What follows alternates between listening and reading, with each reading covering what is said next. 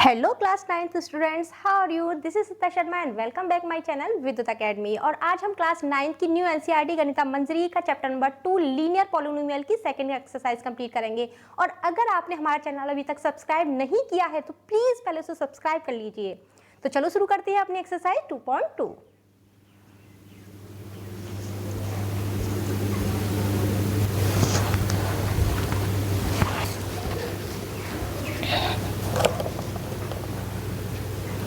Exercise 2.2 का first question है, find the value of the linear polynomial 5x - 3 if x is equal to 0।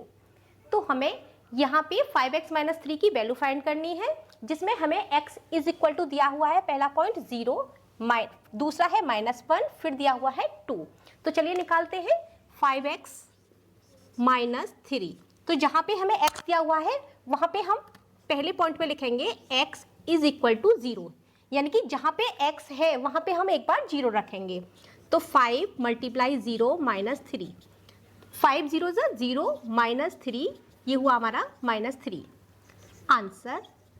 And second point दिया हुआ है x is equal to -1, 5x multiply, जहाँ पे हमें x है अब वहाँ पे -1 रखेंगे, -3, 5 बन जा 5, माइनस का 5 -3, ये बनता है माइनस माइनस प्लस 8, दोनों में बड़ा कौन सा है? 5 है, माइनस का साइन लगाएंगे 8, ये हमारा आंसर। थर्ड पॉइंट है x बराबर दिया हुआ है हमें 2, तो जहाँ पे हमारा x है वहाँ पे हम रखेंगे इसमें 2, -3, 5 2 जा 10, -3, 10 में से 3 गए 7 आंसर। देखते हैं अपना next question, question number 2। Second question है, find the value of the quadratic polynomial 7x² - 4s + 6 if s is equal to 0। हमें 7s² - 4s + 6 एक क्वाड्रेटिक पॉलिनोमियल दिया हुआ है, जिसमें हमें s बराबर 0 रख करके उसकी वैल्यू फाइंड करनी है। तो देखिए चलिए, 7s² - 4s + 6, तो जहाँ पे हमें s दिया हुआ है वहाँ पे हम एक बार रखेंगे 0, ये हमारा फर्स्ट पॉइंट है। तो देखिए 7 0 का स्क्वायर, यहाँ पे s दे रखा है, उसकी जगह पर रखा हमने 0 - 4 × 0 + 0, ये बनता है हमारा 0 0 जा 0, ये बनता है 7 × 0 - 0 + 6, ये बनता है हमारा 6। हमारा नेक्स्ट पॉइंट दे रखा है जिसमें हमें s बराबर रखना है -3, तो जहां पे s है वहां पे आप -3 रखेंगे हम। 7 × -3 का स्क्वायर -4 × -3 + 6, 7 3 3 या 9, minus minus plus, minus minus plus 3 4 जा 12 + 6, ये होता है 7 9 जा 63 + 12 + 6, 63, ये होता है 18, 63 + 18, तो ये बनता है हमारा 11 एंड 81। नेक्स्ट पॉइंट दे रखा है थर्ड पॉइंट, जिसमें रखना है हमें s इज इक्वल टू 4, तो जहां पे हमें s रखा है अब हम वहां 4 रखेंगे, तो हमारा है 7 × 4 होल स्क्वायर -4 × 4 + 6, ये होता है हमारा 4 4 जा 16, 7 × 16 -4 4 जा 16 + 6, 16 7 जा 112 -10, ये होता है हमारा 102, ये है हमारा आंसर। नेक्स्ट चलते हैं हम क्वेश्चन नंबर 3 पर। क्वेश्चन नंबर 3 दे रखा है, the present age of Salil's mother is 3 times Salil's present age, after 5 years their ages will add up to 70 years, find their present ages। तो हमें सलील और सलील की माँ की प्रेजेंट एज दे रखी है यहाँ, और बताया गया है कि जो सलील की माँ है वो सलील की एज से 3 टाइम्स है। तो हम लेट करके मानेंगे, let Salil's present age, Salil's present age मानते हैं हम x, and let Salil's mother present age. Salil की माँ की प्रेजेंट एज क्या होगी भाई? सलील अगर वो उससे 3 टाइम्स है तो ये हो जाएगी 3x। अब हमसे बोला गया है कि आफ्टर 5 ईयर्स यानी कि 5 साल बाद, तो हम निकालेंगे आफ्टर 5 ईयर्स। हम 5 साल बाद की दोनों की एज देखेंगे। तो देखिए, अगर हम बाद की बात करते हैं तो हम जितने भी टाइम दिया होता है हमें, उसको हम ऐड करते हैं। अगर हमें एगो दिया हुआ होता है, इसका मतलब हमसे पहले की पूछी जाती है, तो हम माइनस करते हैं उतना ही टाइम। तो देखिए, हम दोनों की एज को लिखेंगे। 5 साल बाद दोनों की एज क्या हो जाएगी? हम लिखेंगे सलील्स एज। 5 साल बाद सलील की एज क्या हो जाएगी? x है, अब उसमें 5 को ऐड कर दो। ऐसे ही सलील्स मदर एज क्या हो जाएगी? ये हो जाएगी, अब 3x है प्लस 5 और ऐड हो जाएगा उस पर। अब ये हमसे कहा गया है कि अगर इन दोनों की जो 5 साल बाद की एज है उसको ऐड कर दिया जाए, तो ऐड करते हैं। x प्लस 5, ये सलील की एज थी और सलील की माँ की एज है 3x प्लस 5। अगर ऐड कर दो तो वो बैठ रही है हमारी 70। तो देखिए, दोनों को ऐड करते हैं। ये 3x और x, ये कितना हो गया? 4x प्लस 5 5 10, ये बनता है 70। तो देखिए, ये प्लस का है, इधर जाके हो जाएगा हमारा माइनस का। ये होगा हमारा 4x माइनस 60। x की वैल्यू फाइंड करिए 60। ये 4 x के पास है तो नीचे जाएगा। 4 बचा 4 बचा 2, 4 5 जा 20। x की वैल्यू को इन दोनों की एजेस में, प्रेजेंट एज में रखते हैं।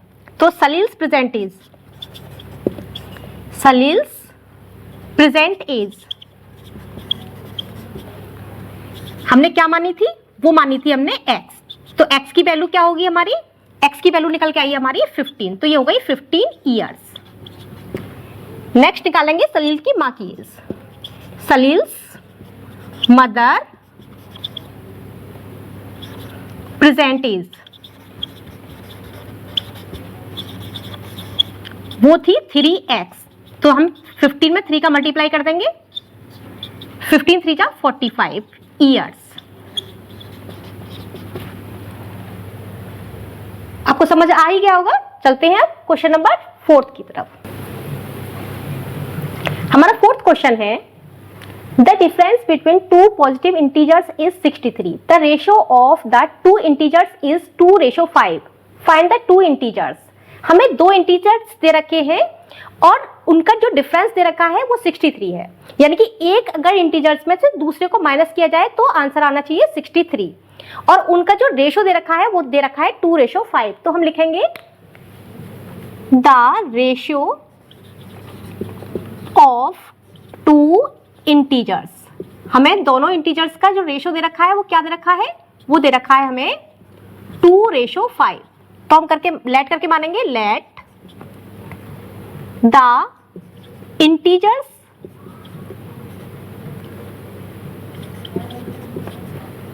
बी, हमारे बनते हैं वो 2x, एक को मान लेंगे हम 2x और दूसरे को मानेंगे 5x। देखिए, एक 2 दे रखा था, एक 5 दे रखा था, तो हमने पहले को मान लिया 2x और दूसरे को मान लिया 5x। अब इन दोनों में जो डिफरेंस हमें दिया हुआ है वो दे रखा है 63। यानी कि हम बड़े वाले में से अगर छोटे वाले को माइनस करें तो हमारा आंसर आएगा 63। हम लिखेंगे 5x minus 2x 60 is equal to 60। तो 5x में से 2x माइनस किया तो आया answer 3x is equal to 60। x की वैल्यू निकालेंगे, 60 को ऊपर और 3x के पास है तो उसे नीचे रखेंगे। 3 2 जा 6, 0 का 0। हमारी x की वैल्यू आई है 20। तो हम इंटीजर्स निकालेंगे। देखिए, एक इंटीजर्स हमारा 2x था, दूसरा 5x था, तो हम निकालेंगे 2x is equal to 2 multiply, हमारी x की वैल्यू क्या थी? 20। ये आया हमारा 40। दूसरा इंटीजर्स है हमारा 5x, यानी कि 5 मल्टीप्लाई 20, 25 जा 100। ये हमारे आंसर। नेक्स्ट चलते हैं अपने क्वेश्चन नंबर 5 की तरफ। Ruby has 3 times as many 2 rupee coins as she has 5 rupee coins. If she has a total rupees 88, how many coins does she have of each type? तो Ruby के पास 5 rupee and 10 रुपी के कुछ coins हैं और बोला गया है जो 2 रुपी के कॉइन है वो 5 रुपी के कॉइन से 3 टाइम्स हैं। तो लेट करके मानते हैं, let number of 5 rupee coin, 5 rupee coins कितने हैं x, then number of 2 rupee coins क्या होंगे हमारे, वो 3 टाइम्स है तो बोलेंगे 3x। अब अगर इन कॉइन्स को ऐड किया जाए यानी कि 5 रुपीज के कॉइन को और 2 रुपी के कॉइन को, तो देखिए ये 5 रुपी के कॉइन थे हमारे तो इसे बोलेंगे हम 5x, क्योंकि ये 5 रुपी के थे तो इसमें 5 का मल्टीप्लाई करेंगे 5x प्लस ऐसे ही ये 2 रुपी के कॉइन्स थे तो इसमें 2 का मल्टीप्लाई करेंगे। टोटल क्या बनता है 88, इसका मल्टीप्लाई करिए 2 का मल्टीप्लाई 3 में कर दिए 2 3 जा 6, x is equal to 8 and 5x and 6 11x is equal to 88। x 11 88 के नीचे जाएगा, ये होता है 8। तो 8 क्या माना था हमने, 5 रुपी कॉइन्स माने थे, तो हमारे 5 rupee coins, number of 5 rupee coins कितने आए हैं हमारे, ये आए हैं हमारे 8 and number of 2 rupee coin, 2 rupee coins कितने होते हैं, देखिए वो 3 टाइम्स थे तो 3 मल्टीप्लाई 8 तो ये होता है 8 3 जा 24। एंड नेक्स्ट चलते हैं अपने क्वेश्चन नंबर 6 पर।